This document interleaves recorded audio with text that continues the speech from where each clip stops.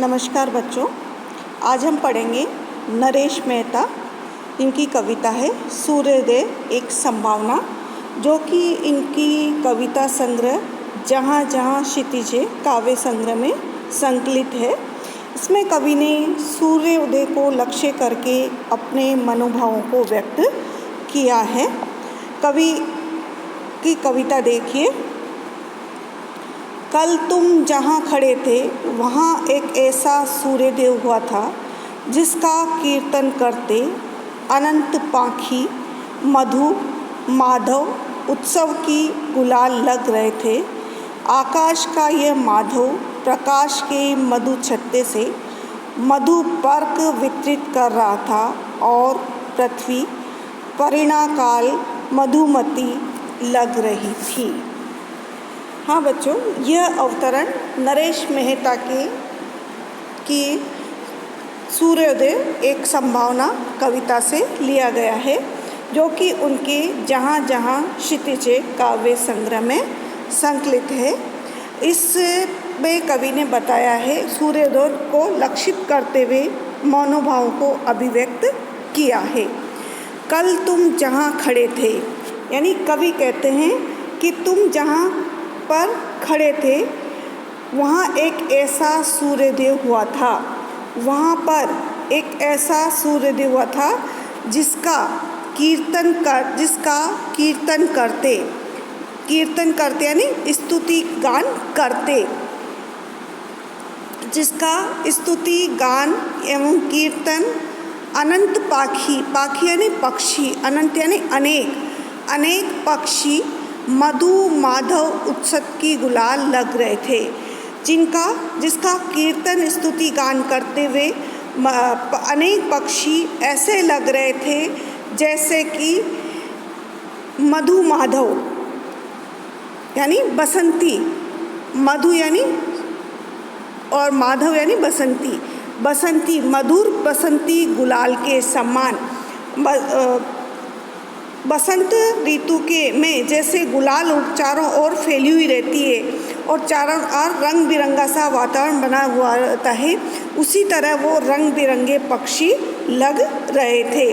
तो जैसे बसंत ऋतु में फाग के मौसम में गुलाल उड़ने पर उत्सव में गुलाल चारों ओर फैली हुई रहती है, और उसी तरह रंग बिरंगे पक्षी प्रातःकालीन सूर्य की अरुण आभा से और भी चमक रहे थे और गुलाल की तरह लग रहे थे।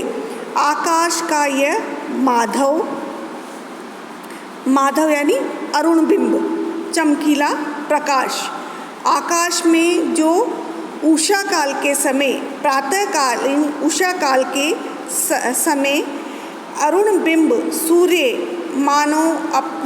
मानो प्रकाश की मधु छत्ते से ऐसा लग रहा था जैसे कि प्रकाश का पृथ्वी पर ऐसा लग रहा था जैसे कि मधु यानी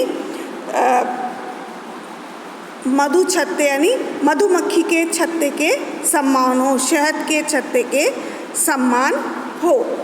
आकाश में उषा काल का अरुण बिंब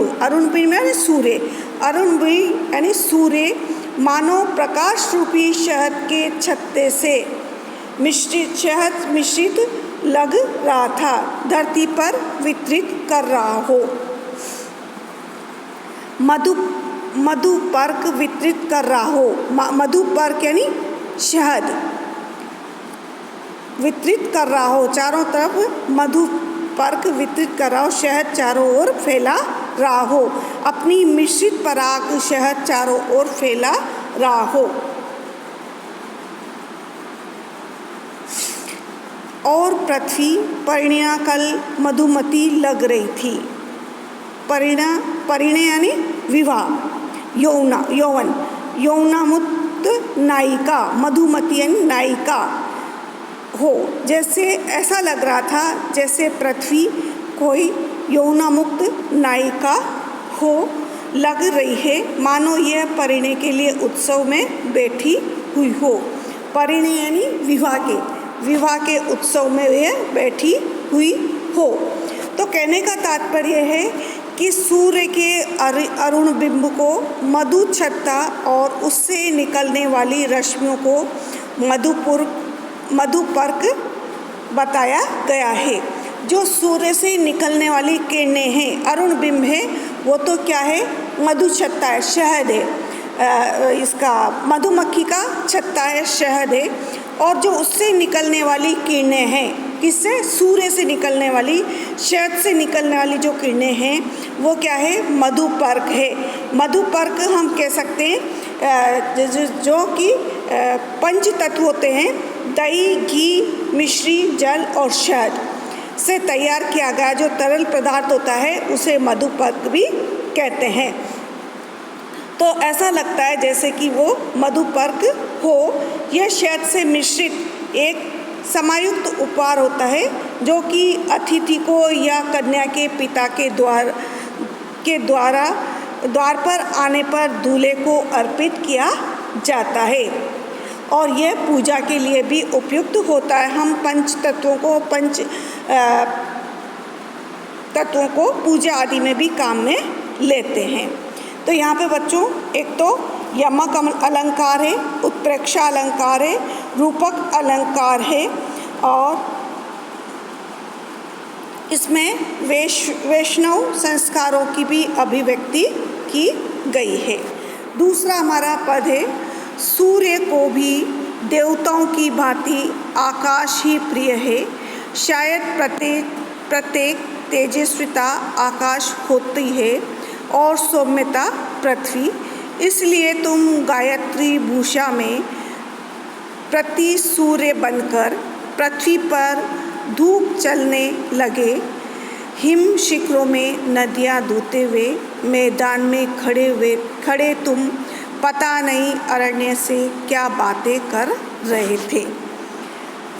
हाँ, तो कवि वही है कि ये प्रस्तुत अवतरण नरेश मेहता के सूर्योदय संभावना से लिया गया है, जो कि जहाँ जहाँ क्षितिज है काव्य संग्रह में संकलित है।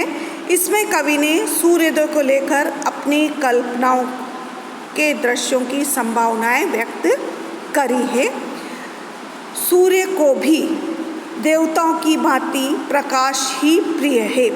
कवि सूर्य को लक्ष्य करते हुए कहते हैं कि जिस तरह से देवताओं का प्रकाश प्रिय है, उसी तरह से सूर्य को भी प्रकाश ही प्रिय है। सूर्य को भी देवताओं की भांति आकाश ही प्रिय है कि जिस तरह से देवताओं को आकाश प्रिय है क्योंकि वह आकाश में ही रहते हैं और वह आकाश में ही विचरण करते हैं, उसी प्रकार सूर्य को भी आकाश ही प्रिय है और वह भी सदा आकाश में ही चमकता रहता है। शायद प्रत्येक तेजस्विता आकाश होती है और ऐसा महसूस होता है, ऐसा लगता है कि आकाश से ही प्रत्येक तेजस्विता का उदय होता हो। यानी जो भी तेजस्वी है, जो भी अच्छी चीज़ें हैं या देवता सम्मान है, वो सब चीज़ें आकाश से ही निकलती है या आकाश पे ही रहना चाहती है। और सौम्यता पृथ्वी और धरती पर सरल, सुंदर, उदार गुणों से संपन्न है। और धरती क्या है? सरल है, सुंदर है, उदार है, आदि गुणों से संपन्न है। इसलिए तुम गायत्री भूषा में प्रति सूर्य बनकर, या इसलिए तुम कहा गया है सूर्य को, इसी कारण सूर्य की किरणें गायत्री मंत्र से अलंकृत हो। इसलिए तुम, यानी सूर्य, तुम गायत्री भूषा, गायत्री मंत्र से अलंकृत हो करके प्रति सूर्य बनकर पृथ्वी पर धूप के रूप में चमकने लगते हो। हिम शिखरों से नदियाँ दूधते हुए, और सूर्य हिमालय के शिखरों से नदियों का दोहन करता हुआ, क्योंकि वो नदियों से जल को ग्रहण करता है, तो नदियों का दोहन करता हुआ मैदान में खड़ा हुआ पता नहीं अरण्य से क्या बातें कर रहे थे। कि अरण्यानि वनों से, कि वनों से, मैदान में खड़ा हुआ वनों से न जाने क्या बातें कर रहे थे। कवि पंचभौतिक तत्वों में आकाश की भी गणना की जाती है, जो कि सूक्ष्म और समसूक्ष्म में व्याप्त माना जाता है। हाँ बच्चों, यह हमने पढ़ी है। अच्छा हाँ सॉरी, इसमें यमक अलंकार है और मान्यकरण का भी प्रयोग किया गया है। यमक के साथ यहाँ पर रूपक अलंकार का भी प्रयोग हुआ है। मैदान में खड़े होकर सूर्य वन से न जाने क्या बातें कर रहे हैं, में मान्यकरण और उत्प्रेक्षा का उत्प्रेक्षा अलंकार द्रष्टव्य हो रहा है। हाँ बच्चों, अब इसके बाद